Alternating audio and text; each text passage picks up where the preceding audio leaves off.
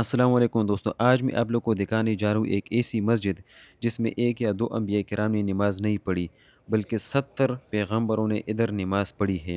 اور اسی مسجد کا نام ہے مسجد خیف مینا۔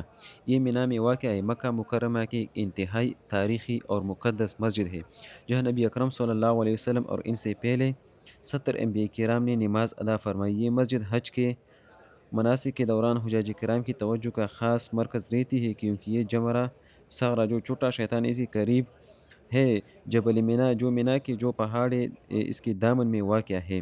اور اس میں مختلف زبان بھی دی ہوتے ہیں۔ یہ اسکرین پر آپ لوگ دیکھ سکتے ہیں جب آپ گیٹ اندر جاتے ہیں، جو اس کی جو مین گیٹ ہے، انٹری گیٹ، تو مختلف زبانوں میں آپ ادھر اپنی زبان وغیرہ دیکھ، اس میں پشتو بھی ہے۔ تو یہ ایک اسکرین ہے، تو اس کے علاوہ میں آپ لوگ کو پھر دوبارہ لے کے چلتے اس کی تاریخ کی طرف۔ اس کی نام کا جو مطلب ہے، خیف کا لغوی معنی ہے عربی میں۔ عربی زبان میں خیف اس جگہ کو کہتے ہیں جو دو پہاڑوں کے درمیان ہو اور پہاڑ کے دامن سے لگی ہوئی ابری ہوئی زمین ہو۔ چونکہ یہ مسجد کوہ مینا جنوبی پہاڑ کے دامن میں واقع ہے، اس لیے اسے مسجد خیف کہا جاتا ہے۔ اس کی جو تاریخی اہمیت ہے اور فضیلت ہے، انبیاء کرام کی نماز گاہ۔ احادیث مبارکہ کے مطابق اس مسجد میں 70 انبیاء کرام علیہ السلام نے نماز ادا فرمائی ہے۔ حجۃ الوداع۔ رسول اللہ صلی اللہ علیہ وسلم نے حجۃ الوداع کے موقع پر مینا میں قیام کے دوران اسی مقام پر مسلمانوں سے اپنا تاریخی خطاب فرمایا تھا۔ نبی کریم صلی اللہ علیہ وسلم نے حجۃ الوداع کے دوران مینا میں قیام کی اور مینا میں قیام کے دوران اسی جگہ کو اپنی نمازوں اور قیام کے لیے منتخب فرمایا۔ اگر تعمیر اور توسیع کی بات کی جائے تو ابتدائی دور اسلام میں یہ ایک کھلی جگہ تھی جہاں صرف ایک محراب اور چھوٹی دیواریں بنی ہوئی تھیں۔ خلافت عباسیہ کا دور، اسی مسجد کو پہلی بڑی باقاعدہ تعمیر عباسیہ دور میں ہوئی۔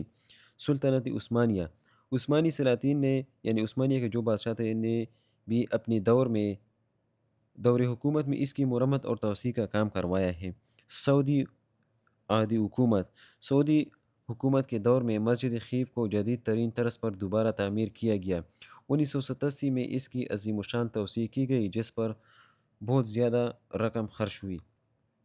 اگر مسجد کی موجودہ جو صورتحال اس کی بات کی جائے تو اس کا جو رقبہ جو ایریا ہے، موجودہ دور میں مسجد کا رقبہ تقریباً 25,000 مربع میٹر پر پھیلا ہوا ہے۔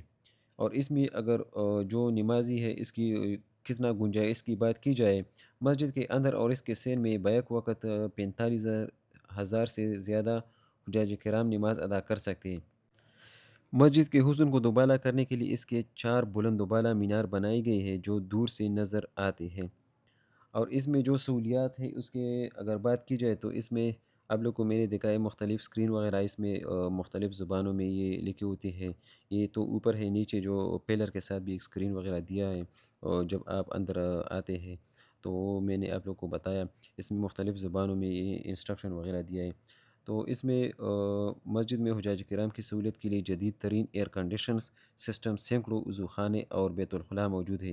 یہ مسجد صرف حج کے دنوں میں زائرین کے لیے کھلی جاتی ہے، اور اس میں خواتین کے لیے بھی جگہ ہے۔ وہ پیچھے ہے، جو پیچھے ایریا ہے اس کے لیے ایک الگ گیٹ ہے خواتین کے لیے، اور اس کے وضو خانے جو ہے یا جو باتھ روم وغیرہ وہ ادھر ہے، تو اس کے لیے بھی جگہ ہے۔ اور حج کے دوران بہت سے حجاج کرام ادھر رات گزارتے ہیں، کیونکہ مینا میں قیام کرنا واجب ہوتا ہے، تو اسی وجہ سے زیادہ تر لوگ ادھر آتے ہیں اور ادھر قیام وغیرہ کرتے ہیں۔ اور پھر صبح کے ٹائم پھر دوپہر کے بعد شیطان پر کنکریاں مارتے ہیں۔ تو یہ تھی ہماری آج کی ولاگ۔ تو پھر آپ لوگ کے ساتھ ملیں گے ایک نئی ولاگ میں۔ نئی ولاگ انشاءاللہ میں کوشش کروں گا کہ جو مختلف زیارت ہے وہ ایک ویڈیو میں آپ لوگ کو دکھاؤں۔ اس میں یہ غار حرا و غار ثور نہیں ہوگا، اور جو ہوگے جو زیارت ہے وہ شاید ہوں گے۔ اور اس کے علاوہ حرم پر ایک ویڈیو بناؤں گا انشاءاللہ، جو مکہ ہے، یعنی مکہ کے جو اندرونی مناظر بیرونی مناظر، اس کے بارے میں ایک معلوماتی ولاگ آپ لوگ کے ساتھ شیئر کروں گا، تو اس کی بھی انتظار کریں۔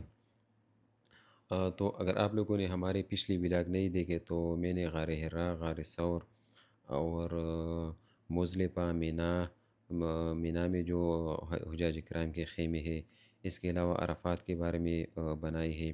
اس کے بعد انشاءاللہ ابھی مکے کے بعد جو ہے وہ پھر مدینہ کا سیریز شروع ہو جائے گا۔ تو ایک بار پھر آپ لوگوں سے گزارش ہے کہ چینل کو سبسکرائب کر دیں۔